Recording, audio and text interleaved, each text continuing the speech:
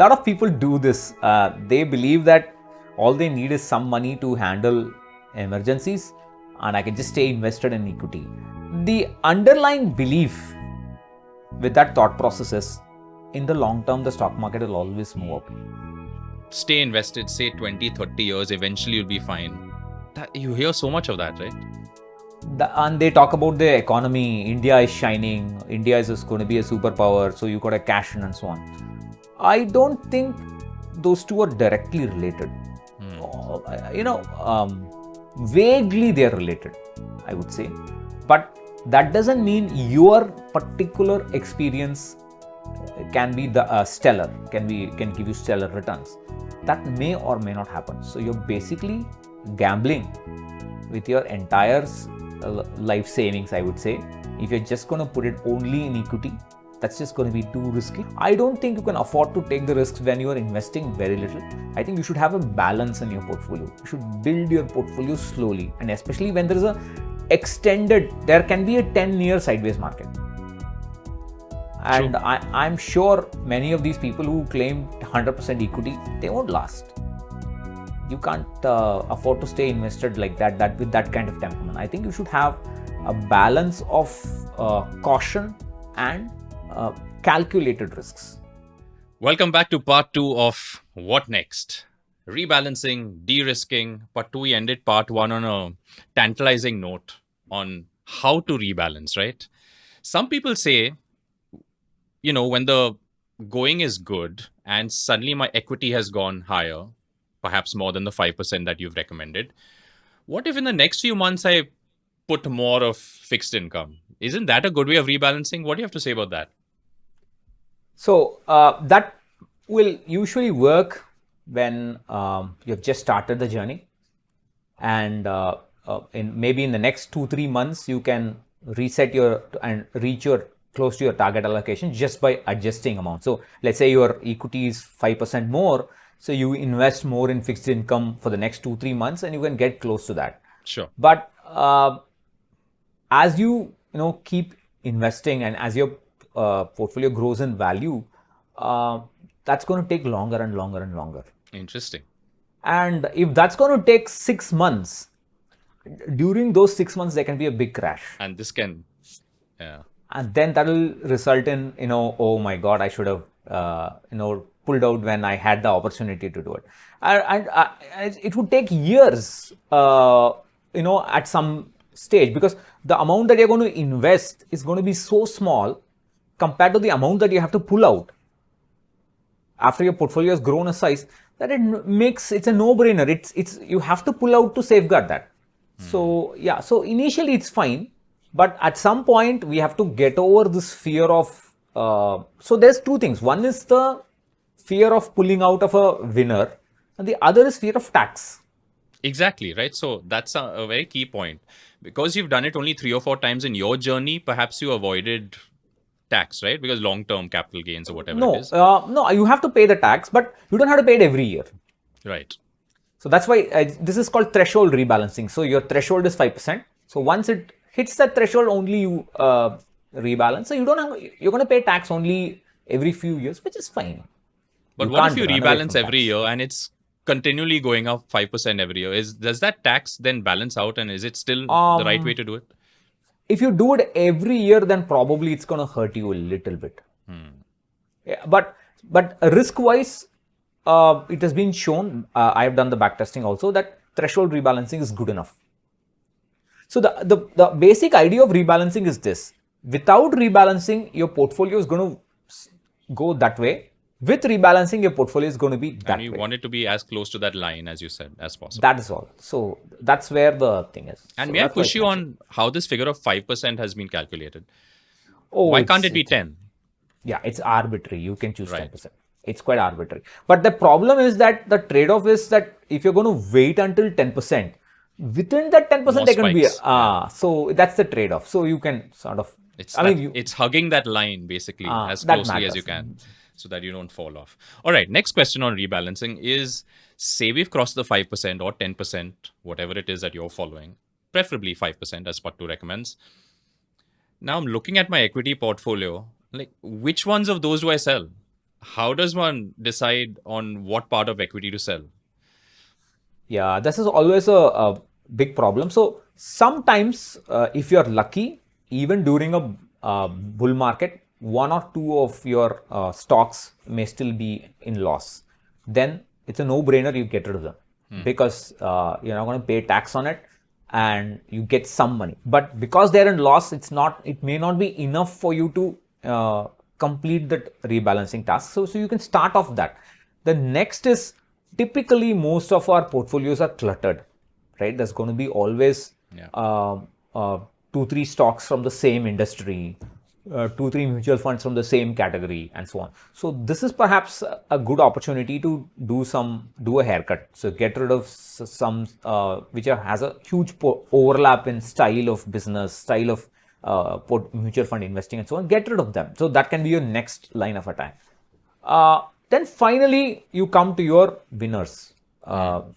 If the two steps I mentioned is enough for you to hit your rebalancing target, then it's fine. You escape this time. Maybe the next time you have to touch your winners.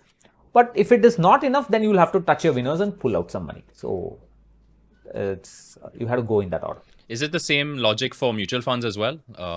But what if all my money in equity is just in the Nifty 50 index funds? Then it's no very question. easy. Just sell those amount of units and then that's it. Fair enough. All right. So have we covered everything about rebalancing, and is it perhaps time to go into de-risking, which is a completely different topic, which is age related? Is that what de-risking is all about? Age of the goal. It's interesting. Related. Yeah. So I would say, because when you need the money is what makes a difference. So I think we have covered most of things about rebalancing, except for some technicalities about why it's useful and so on. But for that, we need to talk about charts. But I have the data on the site so people can look at it. So we can now talk about de-risking.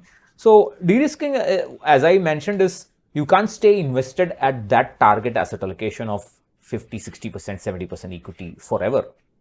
So you need to have a plan to reduce this equity asset allocation down the line.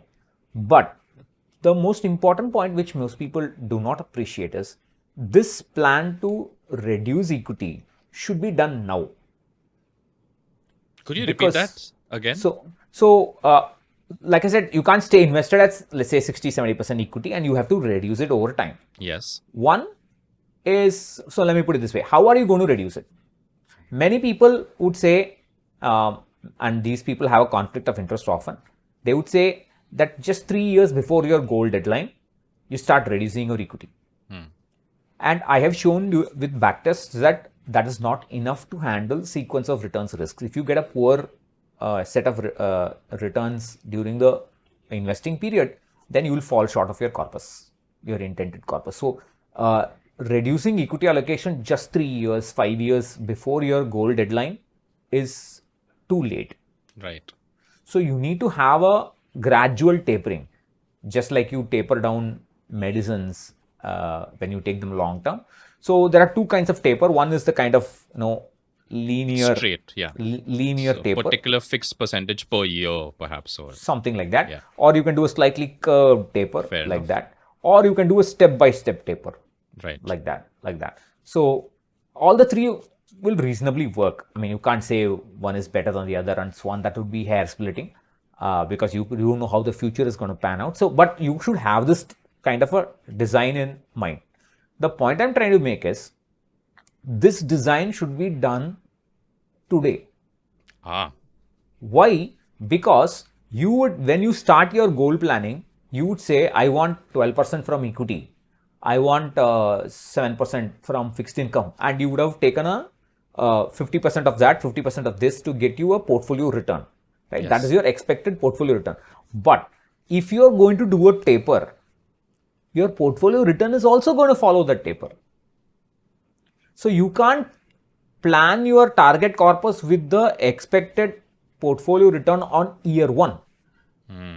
That would be an, you would underestimate the investment amount needed. Because if you take into account this decrease in the portfolio return, then you will have to invest a little more. So you have to understand how much you have to invest more and follow that from day one. Right. So that is why the de-risking plan is crucial. That is why in my robo advisory tool and so on, I have this auto mapped. You can do this automatically. So that's why you need to plan for this first. And once you have this planned, and you must stick to that investment schedule. One. The second is rebalancing is what happens within those steps. So let's say you have a 3-step de-risking plan. Your first step, second step, and third step. So this step, let's say, is 5 years. Which is 50-50, say the starting. Yeah. Okay. In these 5 years, you look at whenever your equity or debt crosses that 5% threshold, either way, you do a rebalance. Sure. So you're going to reset your asset allocation in that step. So that's your rebalance. Sure. But after the 5th year, you're going to change your rebalance down to the next step. Let's say from 50% equity, you've gone to 45% equity. Okay. And then you're going to reduce it down. And in that step, you keep rebalancing as well. Yeah, and so on, and so on, and so on. So that is the essential idea of de-risking. But in your robo advisory tool, or is there a thumb rule that is at work, which is a percentage of your corpus as you start achieving? Is that how it works, or is it just age to the finished to the deadline? That is the crucial point. So how much time you have left, because that determines the risk that you can take. Right. So if you have 40 years to a goal, then those steps can come later. So you can start investing at a fixed target asset allocation and then start the taper later.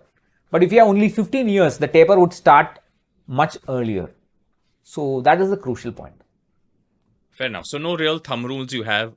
You prefer everyone goes and checks out this robo advisory tool and then enters numbers, and will that help? That's one way to do it, though. You can do DIY. I mean, the point is you must have the belief that this de-risking is essential. Right. That is important. If you don't say, no, I will just keep invested in equities all through my life, that kind of a very bravado kind of scenarios there. See, that brings me to the example of my child's portfolio I talked about. Now, I don't need to do de-risking for my child's portfolio because I've already done it. Because you said you've already reached the target amount in your debt part. So I've already done it.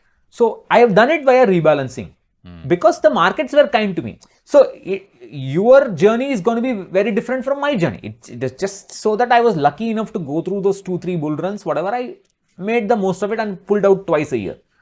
The listeners, viewers' journey may be very different. Yeah. So they should believe in the de-risking. As long as they believe in it, it's a matter of DIY. You can DIY if you want. You don't need the tool. All right.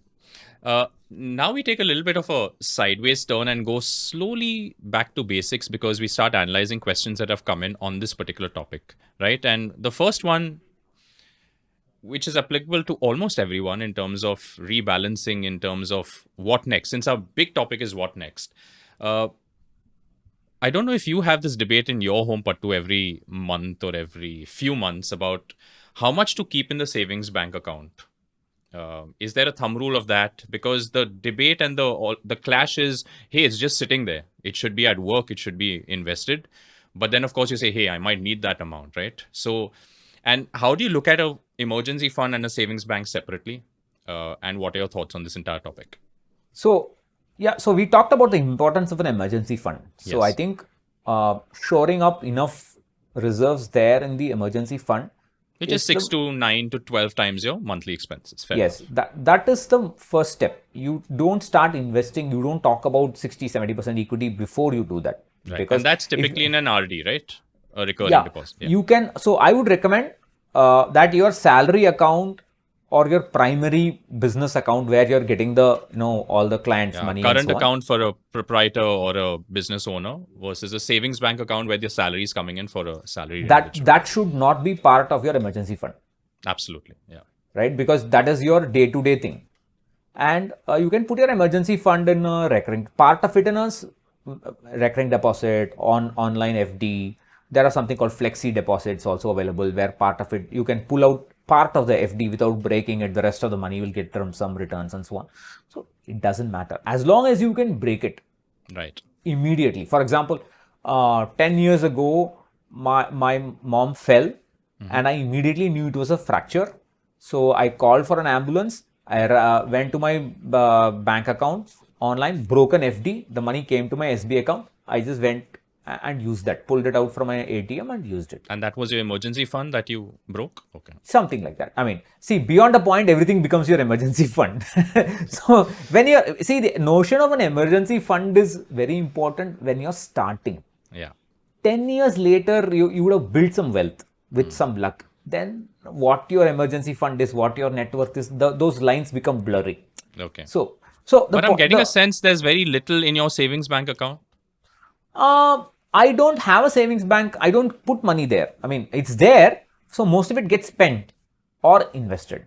Right. So once you have these, demarcations, what I would recommend is that, look, you're going to get money, let's say on the first of the month. You don't go and be in a rush to invest. Interesting. Because you don't know what the next 30 days are going to be like. So, but you do a planning, you do a budget. You're going to say, this is what I'm going to invest. All these make a difference when you are young, when your income levels are low. When you're earning 10 times more than your monthly expenses, you don't care. But when you're young, these things matter. They are a crucial thing. So you make a budget and you say, this month, this is our target expenses. Like we talked about the envelope system, where you put them money in envelopes. Of course, people don't use money now. They all use UPI for everything. Yeah. That's a different matter. But wherever you have these mental buckets, however way you do it, you have your buckets. Once 3 weeks are over, then you have some money remaining. That money you can invest comfortably when you are, of course, leaving aside some money for the rest of the month. Then you invest. That way. This is so counter everything we're told, right? First invest and then build the habit, So Pattu, now this is a particular question that has come in and I'm going to read it out and let's try and then decode it. If my emergency funds are taken care of by my debt corpus, why not just keep investing in equity without any target allocation? How does one start to respond to this? I think a lot of people do this. They believe that all they need is some money to handle emergencies and I can just stay invested in equity. The underlying belief with that thought process is, in the long term, the stock market will always move up. Stay invested, say 20, 30 years, eventually you'll be fine. You hear so much of that, right? And they talk about the economy. India is shining. India is just going to be a superpower. So you got to cash in and so on. I don't think those two are directly related. Vaguely they are related, I would say. But that doesn't mean your particular experience can be the stellar, can give you stellar returns. That may or may not happen. So you're basically gambling with your entire life savings, I would say. If you're just going to put it only in equity, that's just going to be too risky. You should, I think, equity investing and the risk appetite associated with equity investing is a journey in of itself, because you're going to learn lessons along the way, and it's better to take risks when you're comfortably positioned with respect to money. Like I told you about my child's portfolio and so on. You can take the risk, you can afford to take the risks. I don't think you can afford to take the risks when you are investing very little. I think you should have a balance in your portfolio. You should build your portfolio slowly, and especially when there is there can be a 10-year sideways market. True. And I'm sure many of these people who claim 100% equity, they won't last. You can't afford to stay invested like that with that kind of temperament. I think you should have a balance of caution and calculated risks. Right. So, and I think a similar question to this is, if my fixed income corpus is good enough, and I highlight good enough because I didn't quite understand what good enough is. Perhaps this is a common question and common thought that keeps coming up. If my fixed income corpus is good enough, can I stop de-risking and continue to have high exposure to equity? I think that good enough is the problem there, right? Yeah, it depends on how you evaluate it. From my experience, many people make mistakes.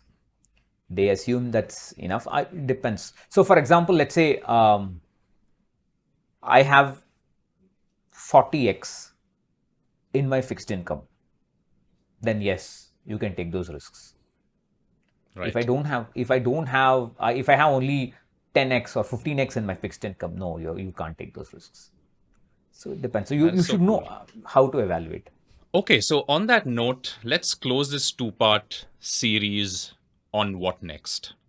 But to please help me as I wrap up these two episodes. Number one is, in the initial parts of your investing journey, it is enough to look at your corpus once a year.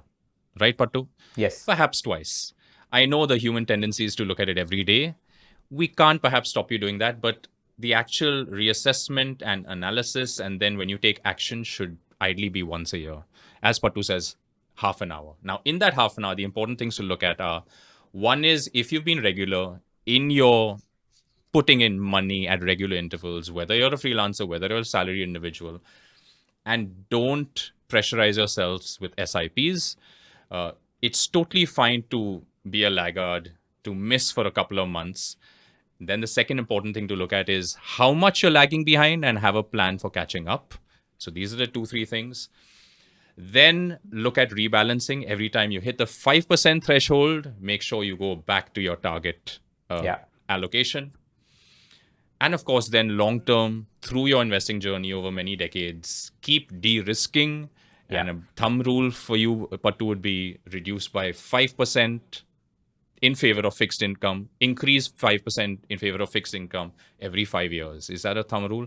Is that a nice summation of these two episodes? And what final thoughts? Yes. So just one caveat with the de-risking part is that so if the goal is going to be something like a child's education, so then this de-risking in favor of fixed income should be almost complete. So because at the time your child starts college, most of your money should be in fixed income.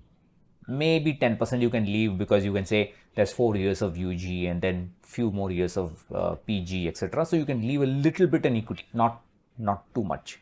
So say if the benchmark is 18 years for your child, by the time the child is 13 or 14, it should typically all be in fixed income?